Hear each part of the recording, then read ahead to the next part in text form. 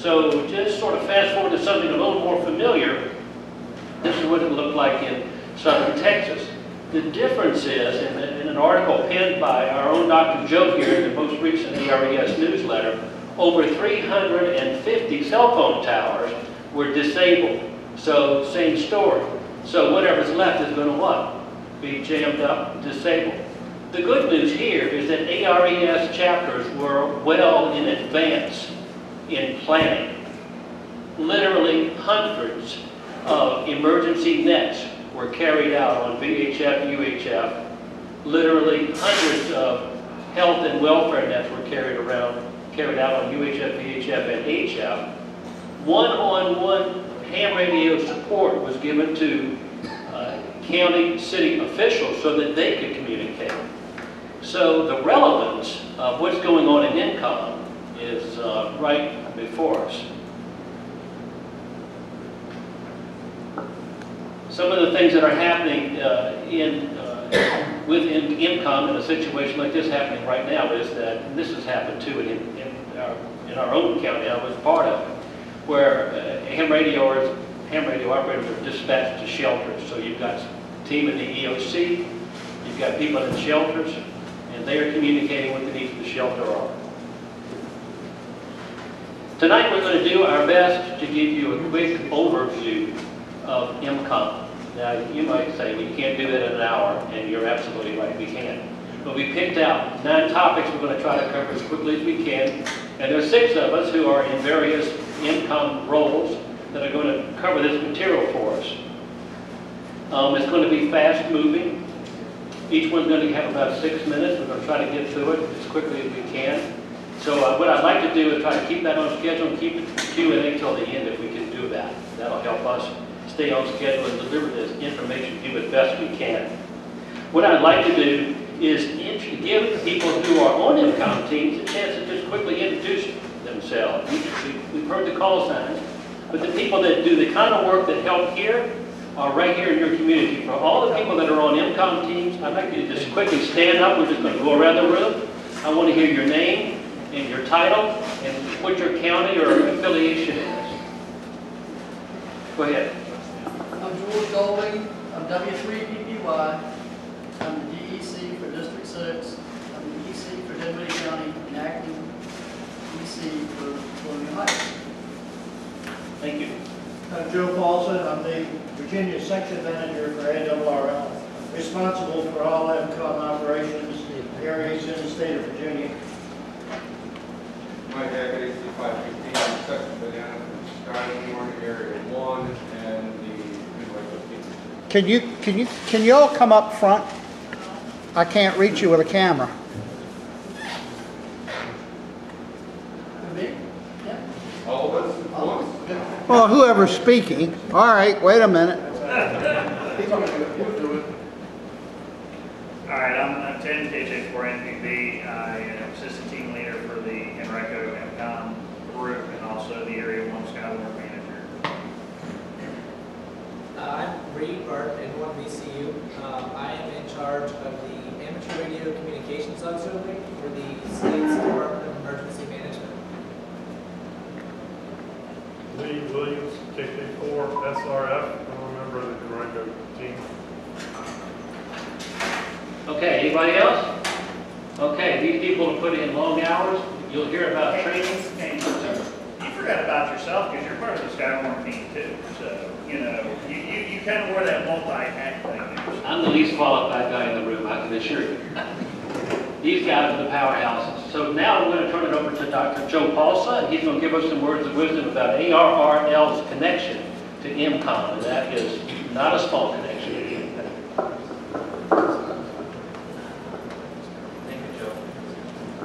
Just when I need a microphone.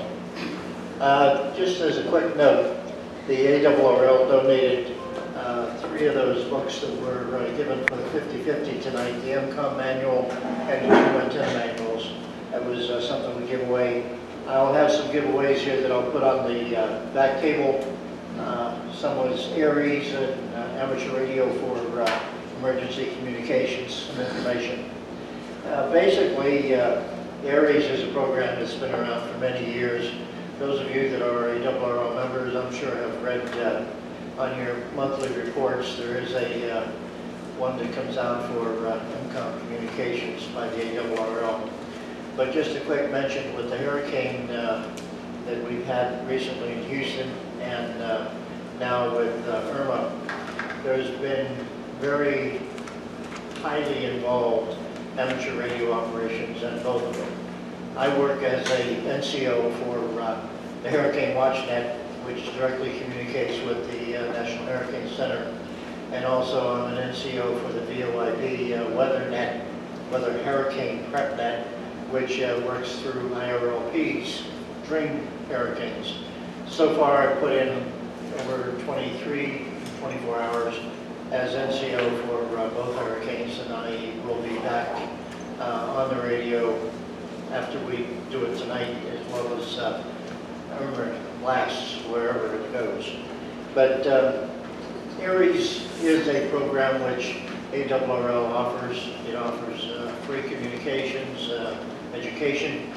Also, we're in combination with FEMA, and FEMA offers free training via the internet, and there is pretty much a standard accepted of 8 different programs that are free from FEMA that you do online, and you basically graduate from them, you print your own certificate. But we are using that as a benchmark, if you will, for membership in ARES. It allows you to learn about the National Incident Management System, because this is one of the things that the federal government is promoting, so that basically what it amounts to is everybody's on the same page, so that when you have some sort of disaster and you say, I need 10 trucks and I need 5 tons of salt, or whatever the case is, they need to know exactly what size trucks you need, what the trucks are going to do, things like that. You basically fill in the blanks. But it's nice to know that everything is on the same page, because previously, when you were just communicating via voice, you still were very ambiguous as far as what is being needed. They put the formality into it, which really cleans up the amount of communications, the involved details that everybody needs, so that everybody knows exactly what's going on. So it's an important thing for everybody. Before all of these programs came about, you have some private teams like the EMComm group here. That is a group of amateurs who got together as a group, if you will, an EMComm group to do their thing and offer their services. And then you have the ARES groups. They all work in conjunction with your various county emergency coordinators. And the idea there is that when a disaster or emergency, whatever it is, whether it's weather-related or natural for any reason, these are the hands that will be able to monitor. They will be placed in different shelters and things like that, so that you have communications. The group involved with the EOC, what happens there is you have a group of amateur operators at stations involved at the Virginia Department of Emergency Management on the Midlothian Turnpike. And they are called in when an emergency is declared. They are in position so that you have a county, if somebody out in Western Virginia or something loses cell towers and so forth and so on, and needs to communicate, they're communicating basically in the same language that they would if they picked up the telephone and called VDEM. So this is where the incident management program comes in, so that everybody is still talking on the same page. You have a situation where when Sandy occurred, and everybody knows and read about Sandy here a couple of years ago, they destroyed over 37% of all the cell towers up in the Northeast in 3 different states. So as Dan said earlier, when you don't get overloaded, you wind up being destroyed. So it's one or the other, and it's proven fact that cell really does not work. Ironically enough, the digital communications, texting, does work because it communicates very much farther than voice communications will. So texting still does work to some extent. And now you have amateur operators with WinLink and a lot of other digital services that are capable of carrying, again, the same messages, the same information, the same forms are filled out. The object is that everybody is on the same page. That is really what becomes the benchmark for all emergency communications, whether you're dealing with the police department, the fire department, emergency management, or health and welfare. And this is what everybody is working towards. So if anybody needs any further information, give me your name, your call. I'll give you my information and we can get together and you can get involved in a team. You can get educated, whether you want to belong to the Aries groups as part of ARRL, if you're interested in any of the private groups that are around the state, that's another way you can go. But the bottom line is amateur radio is recognized by the federal government and by the local governments that we are an important part of support for all of your emergency and emergency disasters or weather-related incidents, whatever they may be. Because all the technology that's out there, they're coming up with FirstNet. You might have read about that in a newspaper or seen it on TV. The object is that, unlike 9/11, when you had the fire department could not communicate with EMS, or the police could not communicate with the fire department or EMS, the federal government had, in its own wisdom, decided to put a program together with billions of dollars so that you have radio systems that are interoperability capable, so that the fire can talk to police, police can talk to fire, fire can talk to rescue. That's all very good, but also, like Dan mentioned earlier, when that support structure goes down, because Mother Nature does not play favors, they're still dead in the water, no matter how many trillions of dollars they put into it. Ham radio is the way that is the survivable methodology for communications. You with a radio and a battery, an HT, some other type of situation, and a hunk of wire can communicate regardless of what happens to the situation and how bad it becomes. And that individualism support for EMComm is the most important thing we have. And that's the one thing to remember that is very important to ham radio. Ham radio has proved its worth over the 100 years that we've been around. Dan, back to you. Okay, thank you, Dr. Bell.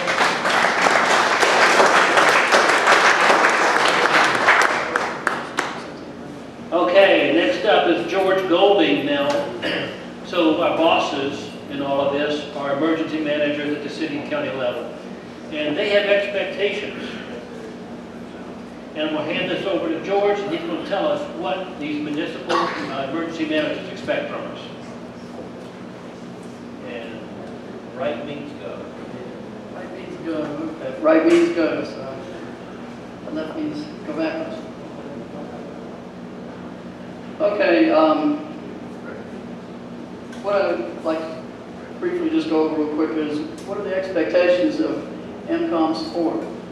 It's providing an alternative to commercial communications, just like Joe was talking about. Having cell towers is great, you know, CB is okay, it's limited to distance, but and family radios, they're good for short distance stuff, but one thing that we have an advantage with being a ham radio operator is we have repeaters, we have the ability to use HF to communicate way across the country, and that's one of the advantages that you don't have with a cell phone in a disaster. But what our EMComm expectations are from our localities are to just establish local communications on networks on a regular basis, periodically test those networks, you know, doing realistic drills. So if you listen to the repeaters during the week, you're going to hear different EMComm groups testing out the equipment. You're going to have, you know, ones on Mondays, Tuesdays, Wednesdays, Thursdays. During the week, during the day, you're going to have ODM and those groups communicating on a regular basis. Amateur radio is one of the things that we can get one of the few modes that you can get a message all the way across the country without touching the internet if you needed to. you can get a message from New York to California using amateur radio. May not be as fast as picking up the phone, but if there is no phone, amateur radio income is rarely needed beyond a few days.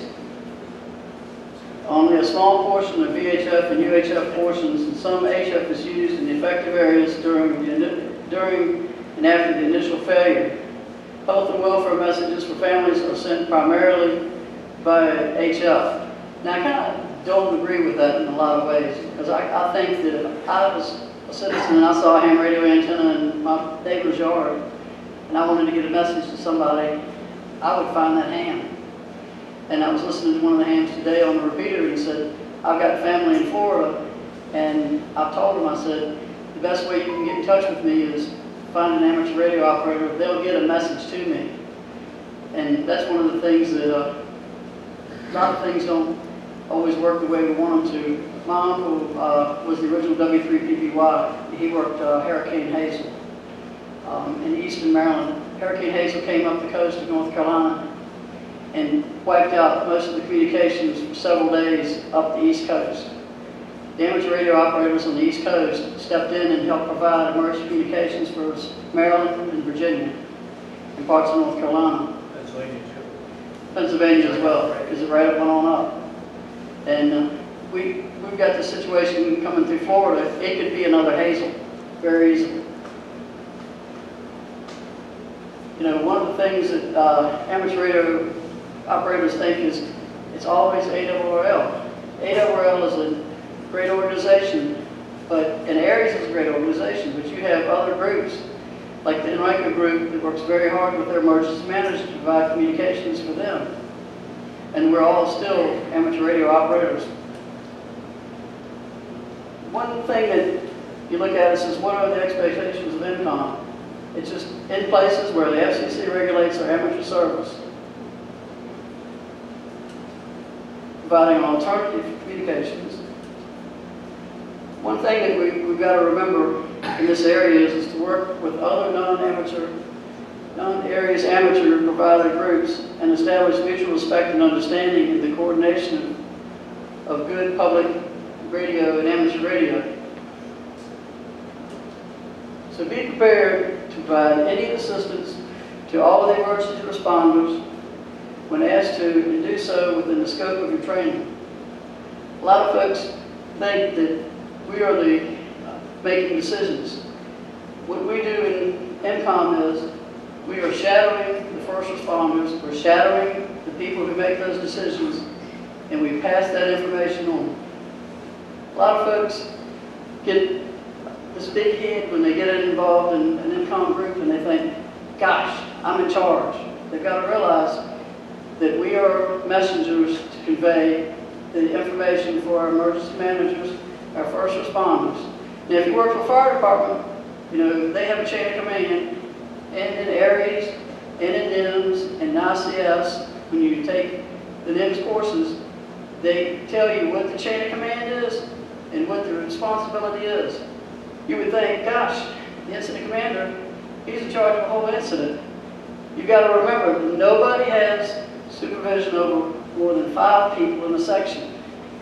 You know exactly who you answer to when you're working in ICS and NIMS, and FEMA designed this so that nobody would be overwhelmed and everybody could communicate in a group and pass the information up the line. Because if you ever started in a line and you said, Joe's not here today, and then the next thing you get up and Joe's sick, and by the time you get to the 100th person, what happened to Joe? Oh, he died at the other end of the line. So you got to remember, I'm sorry Joe, this is a joke. We're not killing you off yet. No. But you know how it is. You have to have information go through the group. It has to go through in an orderly manner. Messages are passed. Numbers of words that are in a message. Follow that message so that everybody knows if there's 20 words in that message, when it gets to the other end, it's still going to be 20 words. It's going to be the same accurate message. Any questions? Yes, sir? You mentioned CB radio a little while back. Now, I haven't followed that, and they talked about CB radio. But how do we somehow approach it and make people understand the value that ham radio can have in an emergency like that? I mean, I've got a radio runs off of 12 volts. Every other ham's got the same thing too. You know, when that battery dies, I go to my car. You know, I can run my engine until the gas runs out. You know, in my community, which is over 55, there are a lot of people there that are on oxygen machines. And they have these nice little portable ones you plug in. Well, when the electricity goes out, those are gone. They may have bottle backup, but sooner or later, those bottles are going to be empty. You know, so they don't have, they think, oh, I got a cell phone. How do you educate the community, people to understand that amateur radio has a very, very important value? Yeah, can I answer that? Yes, you can. You got an answer? Let's see how yours is All work right, together. let's go to the next topic. Here's the answer to that question, and Mike Hackett's going to address that. One of the things that ham radio operators can do is become active in Makerfest and in public service events. This is where they see what you do. So I know that's kind of a short answer, but that's really the best answer. When Mike Hackett gets up, you're going to learn opportunities to do that. So I'm back up again, and what I like about this lightning round kind of speaker series is that if you get sick of looking at me, all you got to do is wait 4 minutes, and somebody else is going to be up here. Making me feel like my 4 minutes are up. Okay. My little part here is on required certifications. Now, you do not need certifications to join your local EMComm team.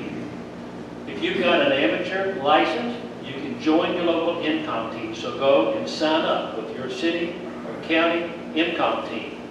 You do need certifications if you're going to actively serve in a county or city disaster. Okay? So why do we need certifications? Aren't we already trained and licensed amateur radio operators? Well, there's 2 reasons why you need certifications. So I'm going to take you back to the 70s where we remember how California had lots of opportunities to demonstrate what happens when multiple agencies show up at the same disaster site. And this is what Joe Paulson was talking about. Fire, rescue, police, Forest Service all show up at the same site, and the first type of interoperability problem shows up. And what was that? Frequency, modes, all kinds of uncommunication going on there. But I want to use the term interoperability a little loosely and talk about another problem that showed up, and Joe Paulson talked about this as well, and that is all these bosses of all these agencies show up. Who's leading? Who's the boss? What's the plan? Who do we follow? The second why is because the county or city manager who calls the EMComm team to go to work wants to know that you will be interoperable with the other people in the room. When you show up within ICS, the Incident Command System, someone's going to be the what? What's the name of it? Incident Commander. The Incident Commander is in charge of whoever shows up after he's already there.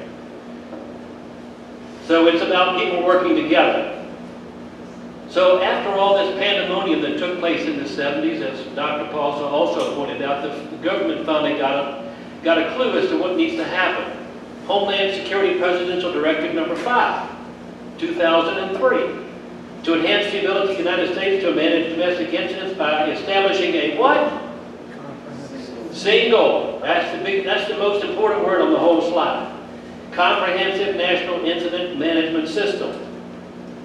So, the NIMS is huge. It's like everything you can think of the government has to do to control a disaster.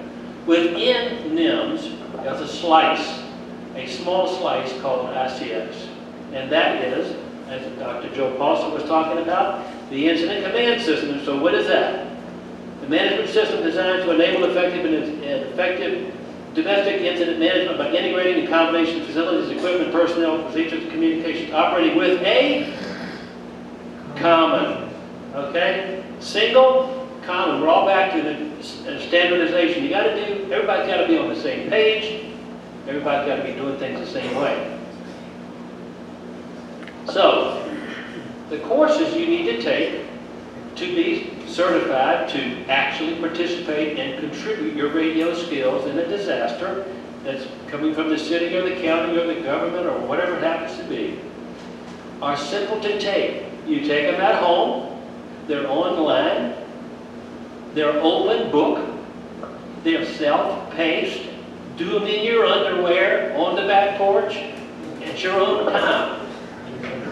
Each one is an afternoon. There's 4 of them. So now that you've stood through that, I can actually answer the question. Here are the 4 courses that you need. ICS 100 is an introduction to ICS and NIMS. The government created these. You know they're complicated, so you know you're going to need an introduction.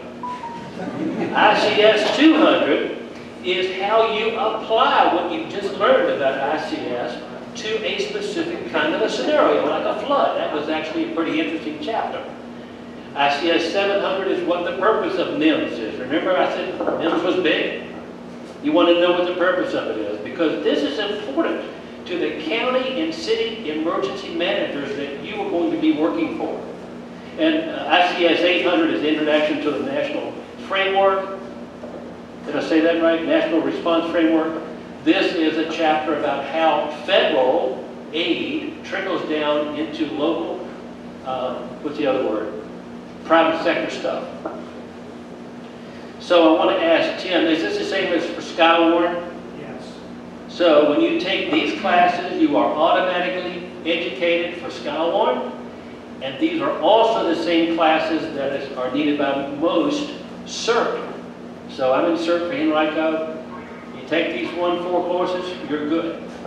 Dan, Sir. Hanover County cert's the same way. You gotta have, when you're level 1 cert, you can go, but you can't go into appointments once you have your 1 through 8, and you get to level 2, so that you're deployable to actual emergency situations. So it's pretty standard across the board. It's standard because the U.S. government wants us all to be on the, Dr. Joe Paul said, same page, and this is how you do it. And this is how you become efficient, and this is how you become accurate, and this is how messages get from one end of the country to the next, down through our local nets.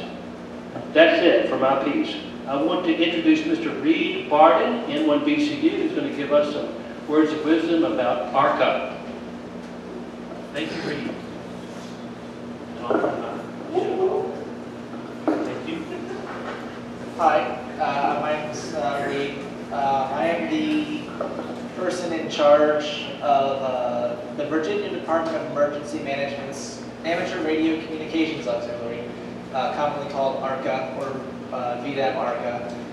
And our goal, our sole purpose, is to man the radio room that is in the Emergency Operations Center beneath State Police Headquarters on Route 60. We activate whenever we are asked to for any purpose. We do a lot of drills, we do a lot of storms we're activated for, whenever there could be a loss of communication. And the governor can activate us, we can be activated by VDAM management as well. So that's our purpose. So the state EOC can communicate with local EOCs. We can also communicate with all the National Weather Service offices that way as well. We all have Skywarn teams that Tim will talk about in a little bit. So that's what we do. Amateur radio is our main goal. Our radio room also has Civil Air Patrol inside, and could be anything else. We're kind of a grab-all for communications outside of the actual watch center floor where all the fun happens. I don't have too much more to say, so keep it short. I'm free for questions afterwards. I don't want to hold this up right now. And then we we have a website that if you're interested, you can go to as well. The website is n4vem.net. That's our club call sign. And that we use during official operations from that room. And exercises. Oh, that was the other thing I was going to talk about. We participate in exercises and just one-off communication tests as well. We get calls from localities, particularly along the bay. They like to test a lot of things often. So they'll call us up and say, hey, we want to talk. Can y'all do it this weekend or whatever? Or we do the ARRL set every year. We do another set out of, set is simulated emergency test, out of the Southwest from Glenn Sage. He organizes a second one each year. So we train, and I know all the localities do as well. It's very important for us as an organization to make sure that we can talk to everybody else. So the main takeaway from that is find your channels of communication before you need to have those channels. We actually have 3 phone lines in the radio room. That way localities can call us, and we've had multiple running at once. During tests, that way we can establish that we want to communicate on these frequencies at these times in this manner on the phone, and then afterwards we can go test it out. But having that established communication before is key to having it work during the emergency. Pre-planning. Yes. Awesome. Thank you. So I'm going to violate my own agenda just a little bit to pick up on something Reed talked about. So he mentioned an SET. So is that state emergency training? What does SET stand for? Simulated. Okay, so simulated emergency training. So what is really cool about that is the organizers will create a scenario, and they'll say, we're going to have high winds, torrential rains, hurricanes coming from Southwest Virginia across the state of Virginia to Tidewater. And they will simulate requirements for cots, food, rescue vehicles, whatever. And so what was cool about what Rick was saying was that VDEM's going to be on the radio. The local repeaters are going to be active.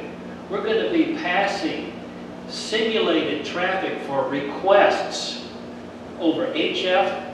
So Glenn out in Southwest Virginia sends an HF signal that's intercepted by a radio operator in Richmond. He says, get this down into the Richmond area, so that person will get on the local repeater, and I've passed traffic. We're going to talk about NTS. I've passed traffic from Southwest Virginia, picked up on HF, move over to VHF, and move that traffic over to VDEM. So it's really cool the way that whole thing works. So the next thing we want to do is get George back up here, because I haven't seen him in 5 minutes. And he's going to talk to us about MOUs. Tell us what an MOU is, George. Thank you, Dan. One of the funny things real quick about the set, we were doing a set with Prince George from Dinwiddie's EOC, the Prince George's, and there was a group of people there was a ham that happened to be at the 7-Eleven down in Petersburg, and of course they were hearing us pass traffic, and when you pass the traffic between the set, you're saying, okay, well I need X amount of food, I need cots, and oh by the way, the Benjamin Harrison Bridge is closed due to flooding.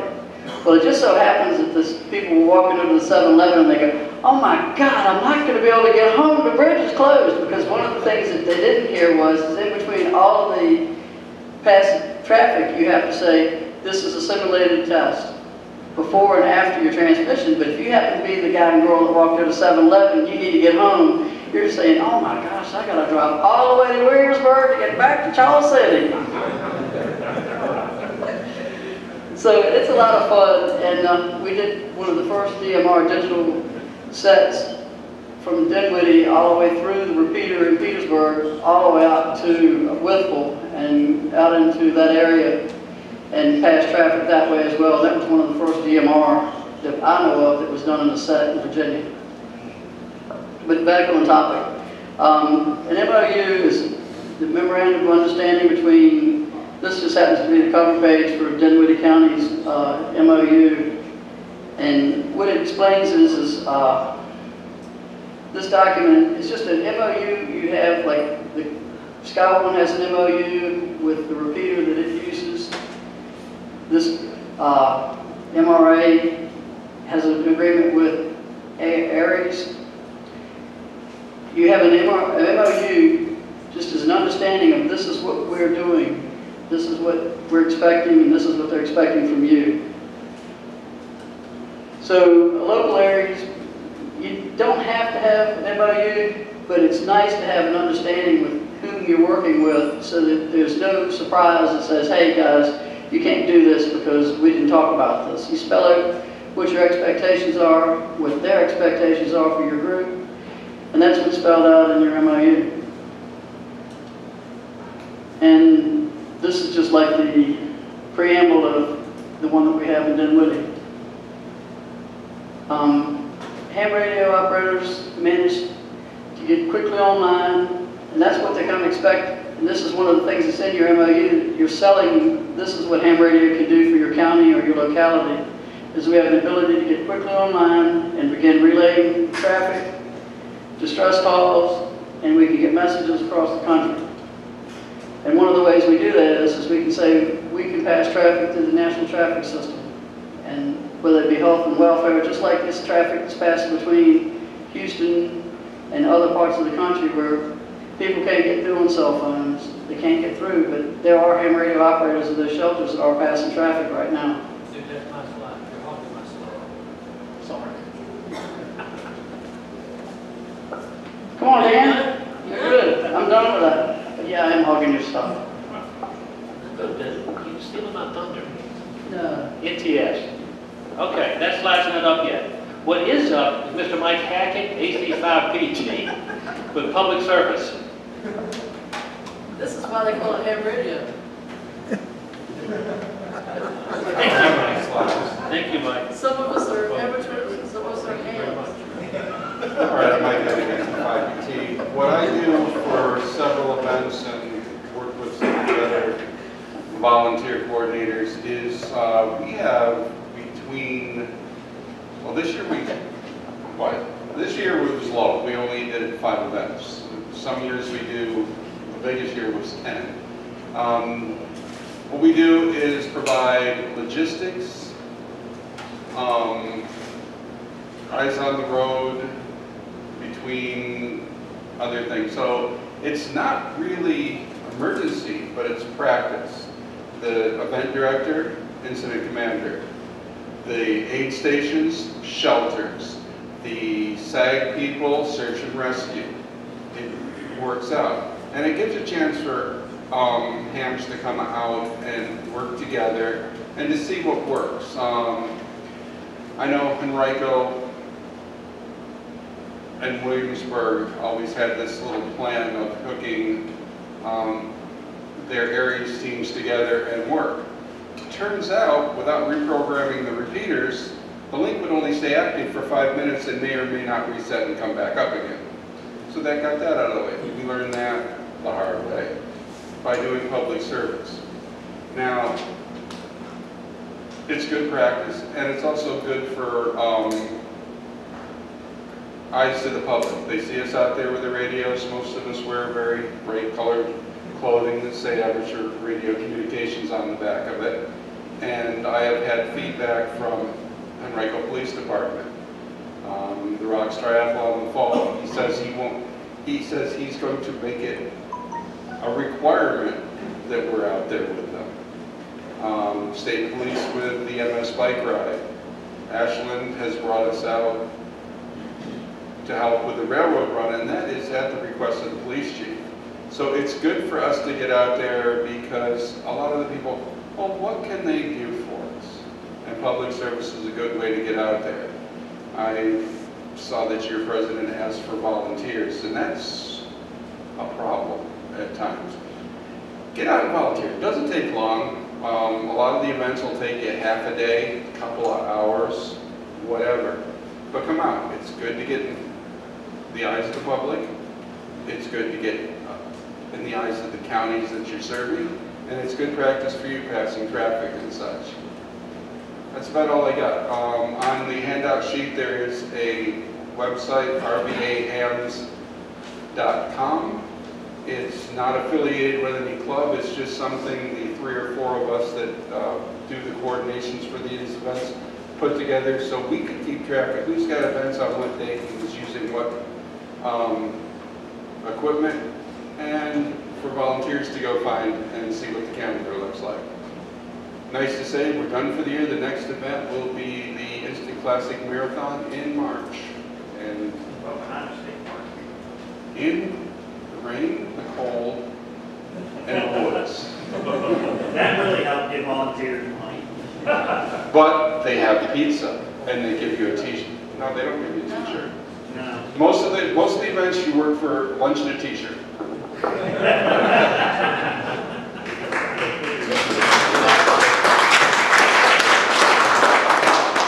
So it's important for me to mention that Mike and Tim, they serve 2 roles. They're both leadership on the EMComm team, and they're both leadership in the Skyward. And you'll hear about that in a minute. So public service stuff is really great. If you want to be thanked 100 times in one day, do a public service event. The people that you're serving that see you, this goes to your point about how do we get visibility. You do a marathon, the people know that you're a volunteer. They know that you're out there on your own time. They don't know that you invested hundreds of dollars in gear, but they know that you're doing it. They're doing them a favor. You want to be thanked just endlessly. What you just said about gear, don't worry about it. If you don't have gear and you want to come out and play, we have extra mobile radios, we have extra HDs, we've got digital equipment. We'll let you stuff. Oh, yeah. Good point. Special Olympics. Yeah, Special Olympics. That Special Olympics, all the equipment was provided. Super deal. Good thing for the picture. Okay, I'm back. And I'm back with this slide right here. Okay. Right after Katrina, the Bush White House issued this really nice memorandum. Ham operators managed to quickly get online and begin relaying calls for help, monitor distress calls, rerouted emergency requests for assistance throughout the USA until messages were received by emergency response personnel. Really easy thing for me to read, but it's pretty darn remarkable if you get into that thing and say, okay, the president and the White House recognized that we moved messages throughout the U.S. That's a pretty big deal. I mean, what infrastructure did we use to do that, to accomplish this major feat? None. So that's probably why we need to still keep doing that. So the question is, okay, how did they do that? How did this group of hams in the NTS do these wonderful things that get the attention of the White House? It's called NTS, or the National Traffic System. This is a global, Joe? This is a global network of, I want to say, trained hams. Okay, I'll tell you why they're trained. This is all part of ARRL, and if you think about what ARRL is, that second R is the word relay, and that's how this traffic moves across the country. All modes, all frequencies, all volunteer, all very talented people. So how do they do this? How do they get messages from one end of the country to the other end of the country? And as was said before, you know how you start here and you tell a story and you go around the room and by the time you get on the other side of the room it's a completely different story? That can't happen. We can't have that. So the way we do this is standardization. We love that word. So this is called a radiogram for those of you, most of you probably filled out a radiogram, but for those of you that haven't, radiogram is not like filling out a postcard to your Uncle Fred that you're in the Keys and having a good time. the fields of this card are completely memorized by NTS operators. And the reason that's important is because when you're receiving NTS traffic, the transmitting operator does not tell you what field he's giving you the next piece of information for. It's up to you as the receiving operator to know, I'm going to this field, I'm expecting this kind of information, because he doesn't tell you when he's changing fields. Now you can ask for repeat, but in order to be efficient and accurate, you have to know what information is coming. So not only are they efficient and accurate with the use of a radiogram, they also have a list of things they call pro words. Now these are not all that technical, but there are a couple that give receiving operators a clue as to what's getting ready to come down the pipe. The first one I like is mixed group, okay? It's a simple term. But if the receiving operator hears the transmitting operator say the words mixed group, he knows that a mix of numbers and letters are going to follow. That's helpful. So just think about this. On HF, advanced conditions always super? No. So you're having trouble hearing the guy anyway. So little clues that they can pass along to you on what's coming is helpful. Okay? And if you just imagine now, you've got a disaster, you're passing traffic, you cannot hear very well. So having a standard radiogram that you know exactly where the fields are and being able to know what the pro words are to help you are really, really helpful. Now my other favorite pro words is the word figures. Now why am I saying that? It's so funny because I'm from the South and I'm supposed to say figures. But the reason I say figures is because my old friend, Terry Crabb, AK4PE, who is now Silent Key, trained me on NTS. I never really picked it up all that well, but he always said the word figures, and now every time I see this word, I can't help but hear Terry say the word figures in my ear. And that's the way I'll probably always say it from here on out. So let's see, what's next? What did I do? Okay, that's really pretty much it.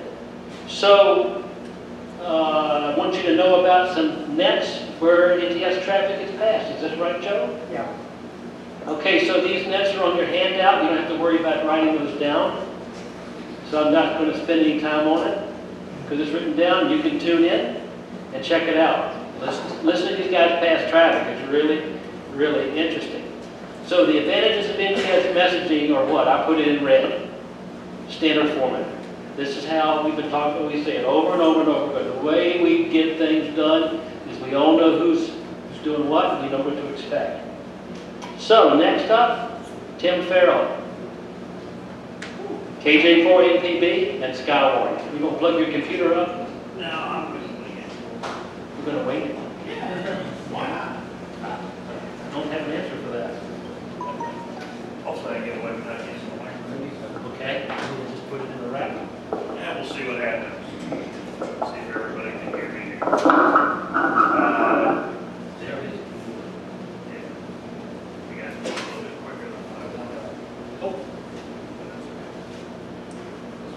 All right, I'm Tim, KJ4NPB. As Dan had said, I serve two roles, the assistant team leader for the Henrico EMComm team and also the Area 1 Skywarn manager. Skywarn, wow, what is it? What is Area 1? That's the Richmond metro area. To give you a rough shot of the idea of Area 1, that's 20 counties and covers 4,721 square miles. Okay? Now, with all these other folks that have come up here tonight, they've all told you interoperability. We all work together, okay?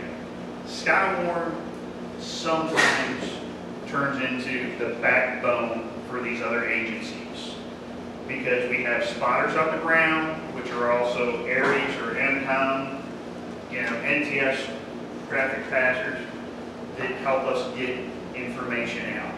Because what happens is when an event starts, sometimes, not all the time, and then we'll say, hurricanes coming in, areas and other EMComm teams, they're preparing. We're relaying this information to the National Weather Service in Wakefield. We're telling them wind speed, measured rainfall, hail, size, what it looks like.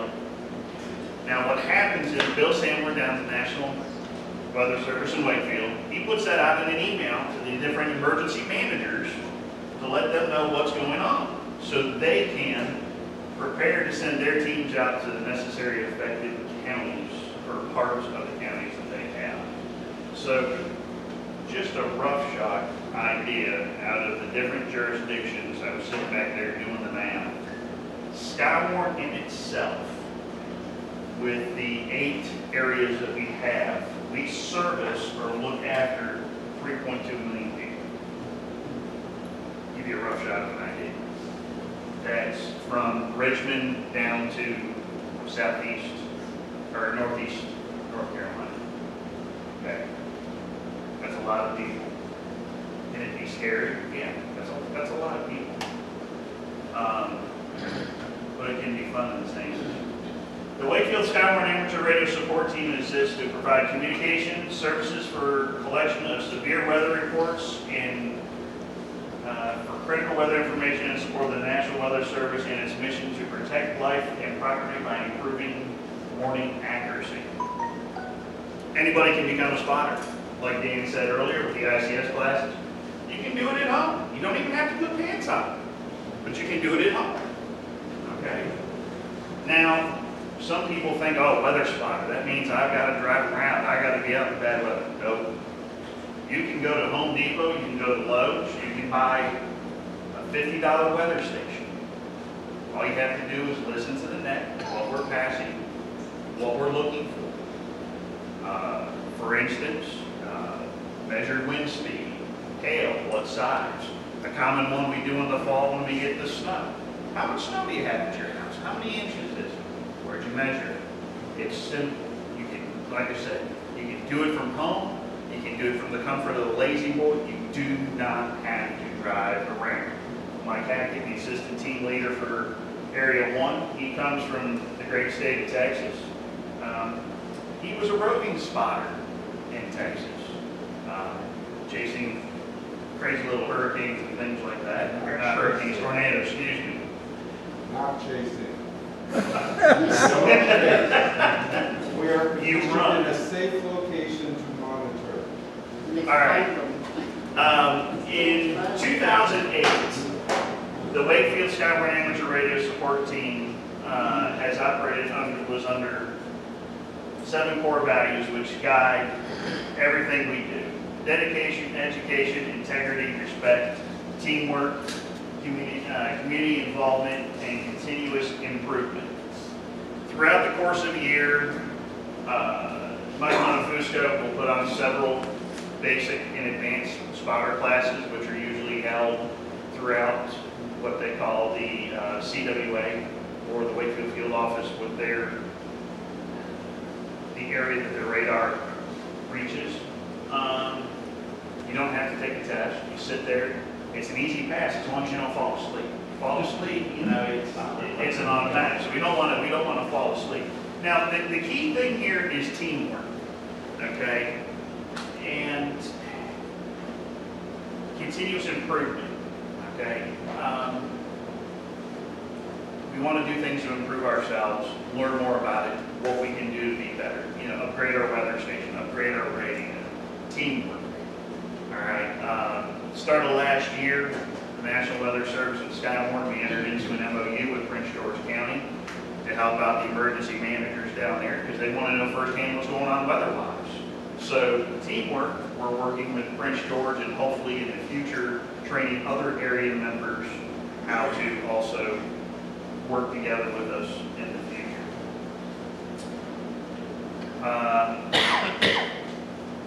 Skywarn terminology, you've got your net control operators, you've got net control requirements, required equipment, activation, forecasting, calling and net, flow control, report quality, logging and relaying, training and reoccurring ongoing. We have a chain of command, just like everybody else. Howard Waxman is our amateur radio, it's our amateur radio coordinator with the National Weather Service in Wakefield. He coordinates everything through Bill Sandler. One of the things that he's responsible for is making sure that I'm doing my job and not getting anybody in trouble. So key terms that you'll hear thrown around sometimes, even on your local news. WFO, which stands for the Weather Forecasting Office, which your local weather forecasting office is Wakefield. SPC, Storm Prediction Center, issues large-scale severe outlooks and watches. CWA, County Warning Area. So, you'll see on your handout, I don't know how many of you got the handout here. Dan took the time to help us put together. Okay. Pretty cool. And thank you, Matt. You can visit our website at wx48kq.org if you'd like to become a member. To be a train spotter, you don't have to be a train spotter to answer a net. Our nets can be found on the 146.88 machine, BL74.4. We run two types of nets. A indirect, which means we're looking for snowfall totals, rainfall amounts, hail, wind damage, anything of that kind. Now, if there's an active rotating wall cloud, funnel cloud on the ground, we'll go to a directed, formal net where we try to keep the, hey, I saw a rainbow over the garbage truck on the east side of Carytown. 1 minute? Okay. So you can reach us at www.wx48kq.org. If you're interested, you don't have to be a train spotter to call in the weather that you get into your house. All the reports we get, they get logged and eventually make it to the National Weather Service. I'm going to run over this for a second. Give you an idea, since 2008 when Steve Crow picked up, KG4BEQ picked up this child of his and decided to run with this kind of work package. Originally what would happen is Dan would get the call, hey, you need to drive from Beaver Dam down to Wakefield. So he'd drive down to Wakefield. He'd operate the radio out of Wakefield. And he'd get done, he'd have to drive home. Well, Steve's vision for Skywarn was the fact that he wanted to figure out a way that we could get better real-time weather to our emergency managers like in Dinwiddie, Prince George, Henrico, Hanover, and that was working with the National Weather Service to use the model that Aries and our section manager with the NIMS, the ICS, so we could train net control operators to work in the different counties. So, as I wrap up, I want to thank you for inviting us and having us. If anybody's got any questions, comments, concerns, gripes, wishing they had a pillow and a glass of warm milk.